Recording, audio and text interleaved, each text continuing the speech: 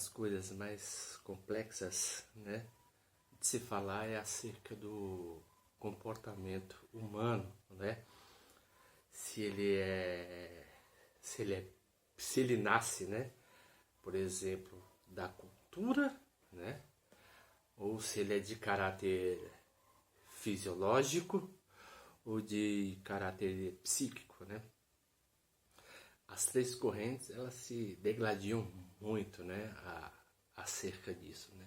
Também tem a visão antropológica acerca do comportamento, né?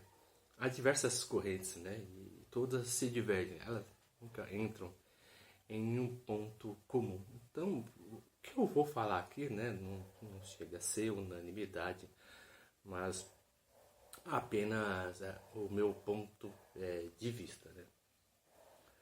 O comportamento humano, a emoção, né? Quando a gente fala, por exemplo, de comportamento, nós estamos falando que o comportamento nos move, né, de uma determinada maneira.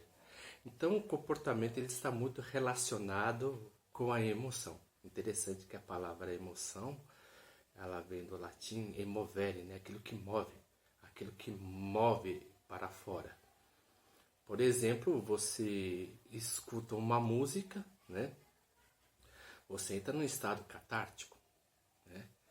E a música ela vai moldando o seu comportamento, né? E você vai agir de infinitas maneiras em relação a essa música, dependendo do seu estado psíquico, né? Determinada música pode fazer você sentir raiva, saudade, né, dor ou contentamento, né?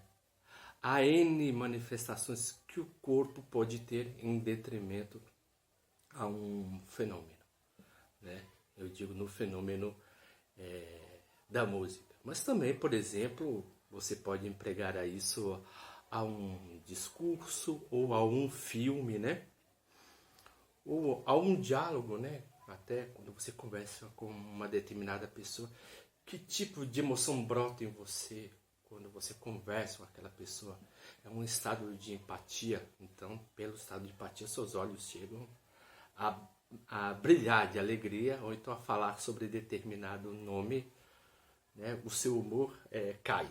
Né? Você fica com a face totalmente enrubescida ou enfurecida. Então, há diversas correntes a respeito.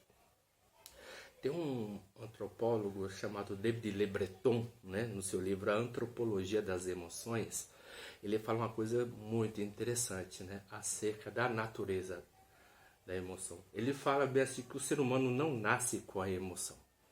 Ele nasce como uma configuração de fábrica e a emoção ela vai agir conforme o relacionamento que o indivíduo tem pelo meio. Por exemplo, uma pessoa que é criada num molde totalmente longe da cidade grande, né, o seu comportamento age de uma determinada maneira. Dizemos que o seu comportamento é caipira, né? O seu comportamento, a sua emoção é estritamente rural, né? Sua linguagem é rural e o seu comportamento é rural porque está de detrimento ao meio. É a mesma coisa, essa pessoa, né, que é do campo, vai conversar com um paulista, ele vai dar risada do paulista, da maneira como é que o paulista se age, né? Como o paulista age, como é que o paulista fala e o seu comportamento. Então, verificamos, por exemplo, que o comportamento, a emoção, interessante que a palavra comportamento é aquele que comporta, né? Você age dentro de um certo limite. Então, o comportamento, a emoção do homem sempre ela vai agir em determinados limites. Então, o que emociona uma pessoa não emociona a outra. Muitas vezes queixamos de determinadas pessoas que, né, determinadas pessoas não têm um certo tipo de sentimento, são apáticas. Porque essa pessoa ela foi totalmente configurada, né, a ver o comportamento de uma determinada maneira. Se uma pessoa é estritamente empática ou carinhosa, essa pessoa ela vai ser interpretada como dada, como oferecida. Se uma pessoa é introspectiva, fechada, né, falamos que essa pessoa é muito reservada. Né? Então verificamos, por exemplo, que as emoções, né, ela está muito vinculada da maneira como a gente se comporta em determinado meio. Então, poucas pessoas têm uma inteligência emocional ou comportamental, né, referente a determinados meios, né? Por exemplo, né, falando assim da natureza em relação do homem à relação do campo. Por exemplo, há tribos que não se dão bem, né? Tribos urbanas, o comportamento do punk em detrimento ao comportamento da pessoa que curte reggae, que curte funk. Então, a emoção ela é muito relacionada ao comportamento que você está, né? Ou seja, e o que influencia o nosso comportamento? Na maioria das vezes são as músicas, né, e os discursos. Por quê? Porque tanto a música que escutamos como os discursos, ele é formatado já de uma maneira inconsciente, né? Até aquilo que Jung chama de inconsciente coletivo. Então nenhuma pessoa pensa ou age, né, ou tem um comportamento diferente da sua época. Todo mundo age de acordo com a sua época. O comportamento é de acordo com a sua época. Por exemplo, quando eu falo que a depressão é o mal do século. Por quê? Porque, por exemplo, as redes sociais estão formatando as pessoas a viver de uma maneira muito mais isolada, vivendo em redes e vivendo em tribos digitais. Então, essas pessoas estão sendo doutrinadas a viver de uma maneira muito mais separada, estão quebrando os vínculos sociais e com os vínculos sociais totalmente fragmentados, as relações elas se tornam estritamente líquidas, né? Até o que fala o sociólogo Zygmunt Bauman. Por quê? Porque não há emoção mais que vinculam as pessoas, não há uma emoção ou um comportamento que faz essas pessoas interagirem como uma. Então as pessoas hoje em dia, né, por causa da influência das redes sociais, tem uma relação muito mais da vida, né, vamos dizer assim, mediante a música, mediante os discursos, muito mais digital, não muito mais virtual do que orgânica. Interessante que você verificar, por exemplo, que há lutas, né, entre tribos, em detrimento entre A e B, esquerdistas e direitistas, lulistas e bolsonaristas. Então, por exemplo, o ideal, né, que a pessoa está inserido, fomenta o seu comportamento. E o seu comportamento vai se alimentar desses ideais para poder influenciar outras pessoas, em detrimento ao meu ideal. Então, não há mais como é que eu posso dizer? Uma sinergia entre os diferentes para que as pessoas possam viver em harmonia.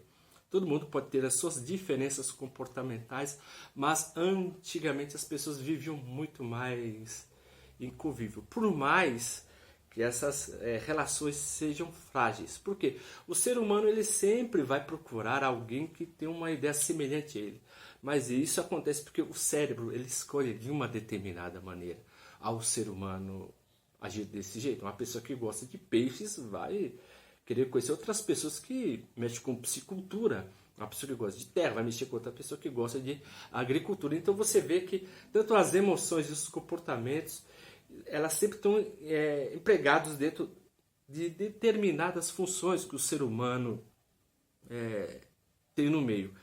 Mas o interessante é que, por exemplo, assim, o comportamento social ele apenas serve de regra para que as pessoas vivam bem, né? Mesmo que os ideais sejam contrários. E hoje em dia nós estamos vivendo até nessa era em que, sabe, por exemplo, a minha emoção, o meu comportamento é o que vale, né?